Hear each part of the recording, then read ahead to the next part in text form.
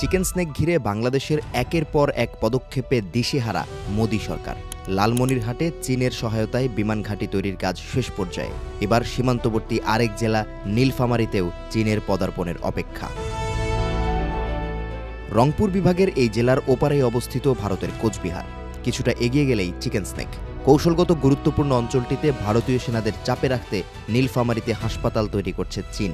সম্প্রতি north east নিউজের প্রতিবেদনে উঠে এসেছে এই তথ্য।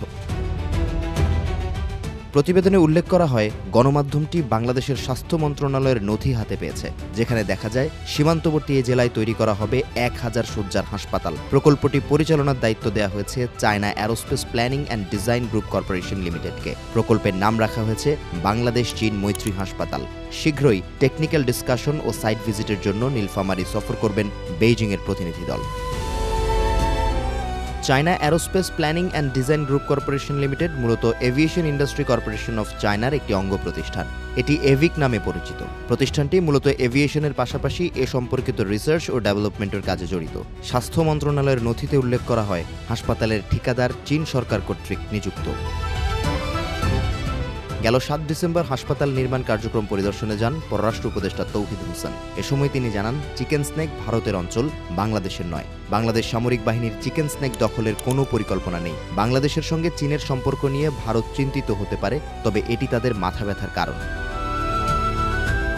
2024 সালের আগস্টে ক্ষমতা গ্রহণের পরই চীনের সঙ্গে ঘনিষ্ঠতা বাড়ায় বাংলাদেশের অন্তর্বর্তী সরকার, যা ভালো চোখে নেয়নি মোদি প্রশাসন। ফলে কিছুদিন বাদেই চিকেন স্নেক সংলগ্ন উত্তরবঙ্গ চলে আসে ভারতীয় সামরিক গোয়েন্দা ও নিরাপত্তা বাহিনীর নজরে। গেল 14 নভেম্বর বাংলাদেশ সফর করেন ভারতীয় সামরিক গোয়েন্দাদের 3 সদস্যের প্রতিনিধি দল।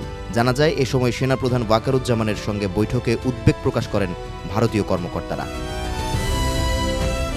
শুধু তাই নয়, নর্থ ইস্ট নিউজের দাবি, সে সময় নয়াদিল্লি পরিদর্শনের অনুরোধ করলেও তা প্রত্যাখ্যান করে ঢাকা। একই সময়ে লালমনিরহাট, ঠাকুরগাঁও, নীলফামারী ও সৈয়দপুর সফর করেন সেনাপ্রধান জেনারেল ওয়াকারুজ্জামান। এর কয়েকদিনের মাথায় খবর আসে, চিকেন স্নেক ঘিরে 3টি সামরিক ঘাঁটি নির্মাণ করেছে ভারত। স্বাধীন ও সার্বভৌম দেশের অভ্যন্তরীণ বিষয়ে বারবার নাক গলানোয় ক্ষুব্ধ নেটিজেনরা।